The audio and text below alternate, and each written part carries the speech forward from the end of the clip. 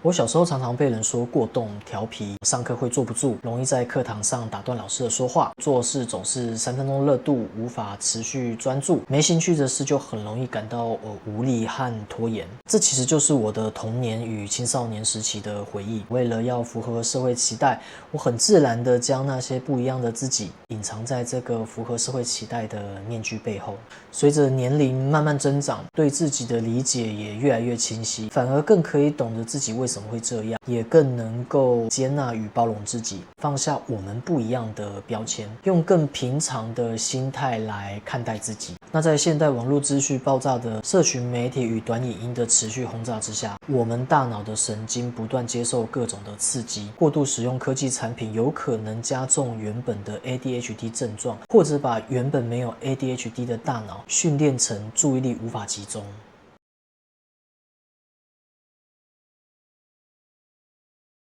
现代生活紧凑的节奏之下，大脑神经接收讯息与多巴胺的管道大幅增加，更容易造成感知过载与麻痹，导致身心容易产生失衡的现象。在这样的时空环境之下，我相信会有更多的人们意识到这些身心疾病。OK， 好，那这些身心疾病到底是什么呢？大家好，我是子印，我是一名拥有10年身心调理经验的经络推拿师与意识引导者，以及臼井灵气师。透过经络调理与能量疗愈以及意识引导，从身体的触觉开启内在的觉察之旅，帮助我们释放压力、平衡情绪，看见深层的课题，让身心灵回归自然的健康与和谐。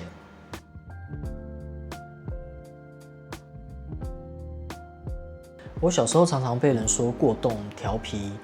上课会坐不住，容易在课堂上打断老师的说话。小时候常常喜欢发呆、做白日梦，然后做事总是3分钟热度，无法持续专注。想到喜欢的事就要立刻去做，没兴趣的事就很容易感到无力和拖延。这其实就是我的童年与青少年时期的回忆。这样的状况让我从小就很敏锐地感觉到我与其他同学的不一样。为了要符合社会期待，我很自然地将那些不一样的自己隐藏在这个符合社会期待的面具背后。其实我觉得我们的脑袋运转得非常的迅速，资讯多到我们都无法选择，所以常常呈现恍神或者是迟钝。因为我不知道何时表达，脑袋的东西无法有条理的整理与厘清，而只要想到什么就要赶快去表达，让人感觉我们很急躁、没礼貌。其实是因为思绪动得非常的快，现在不说，之后就不知道要说什么了，很难抓住机会表达。阅读时也一样，我时常必须反复阅读4次以上，才能慢慢理解文字要表达的意思，甚至需要念出来，透过耳朵听到自己的声音，再重新解释这些文字密码。但对于我喜欢的领域，我可以废寝忘食的不断投入专注与研究。印象最深刻的就是打电动，常常都是半夜爬起来打电动，那是我童年记忆最深刻的回忆。还有前面有提到，我很爱发呆做白日梦，因为当我专注在自己小宇宙的时候，里面有非常庞大的世界在运转着，天马行空的想象在内在编织着，无法在现实世界呈现的美梦，就像是沉浸式的实感体验，这就是我最快乐的时刻。Is this the real life? Is this just fantasy?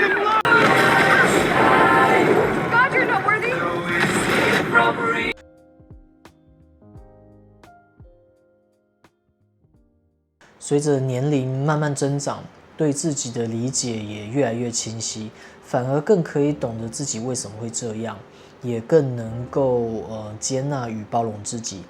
放下我们不一样的标签，用更平常的心态来看待自己。虽然科学的验证在生理状态上，这些大脑的运作确实是不一样，但我认为这就是一种正常生理与心理的反应状态。每个人都有不同的反应，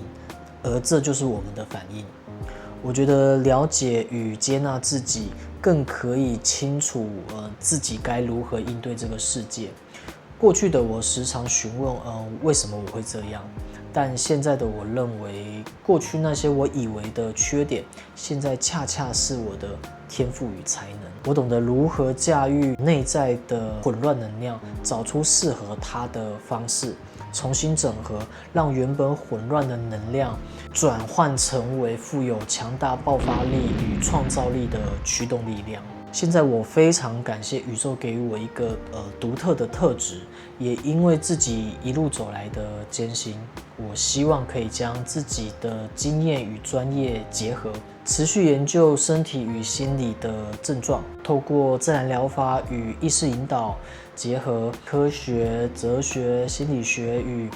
佛学、灵性科学，来协助与陪伴大家一起走过这条看似艰难的路。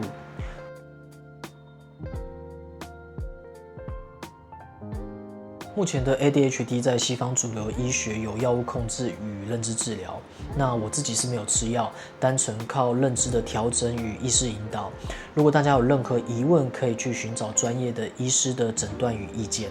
那在现代网络资讯爆炸的时代下，社群媒体与短影音的持续轰炸，我们大脑的神经不断接受各种的刺激，持续喂养我们的多巴胺，让我们需要更大的刺激才能满足多巴胺的需求，所以造成我们更容易急躁、没耐心，面对日常生活更容易产生情绪的不稳定。如果需要繁多的步骤且延迟满足感的事物，就可能会是个挑战。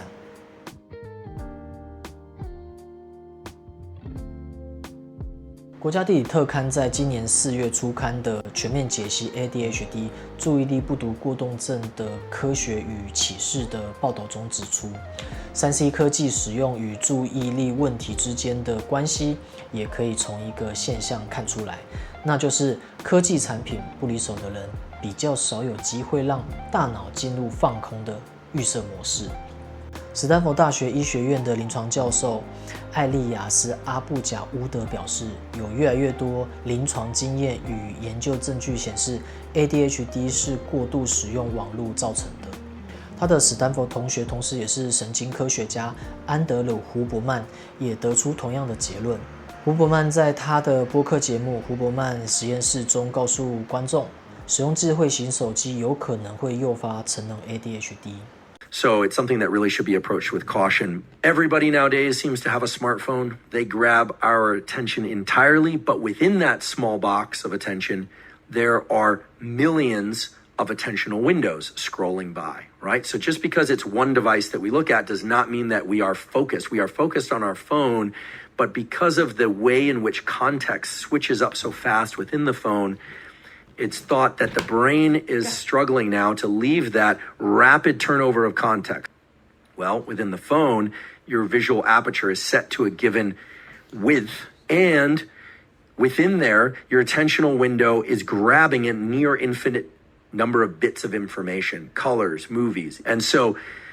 the question is, does that sort of interaction on a regular basis lead to deficits in the types of attention that we need in order to perform well in work and school relationships, etc.? And the short answer is yes. We are inducing a sort of ADHD. 宾州大学成人 ADHD 治疗与研究计划的共同创办人罗素拉姆奇说，一些重度萤幕使用者的相关数据指出 ，ADHD 症状有增加的现象。文中还提到，过度使用科技产品有可能加重原本的 ADHD 症状，或者把原本没有 ADHD 的大脑训练成注意力无法集中。有些研究测量了使用科技产品与 ADHD 的关联，强调社交媒体和电子游戏的使用并不是成年人随意养成的习惯，而是可能与 ADHD 等潜在疾病有关。这样听起来，长期重度的网络与社群使用者，这很有可能是一种神经性疾病哦。所以，纵观现代科学研究的数据，过度刺激与长期使用大脑神经细胞，很容易诱发 ADHD 的相关症状。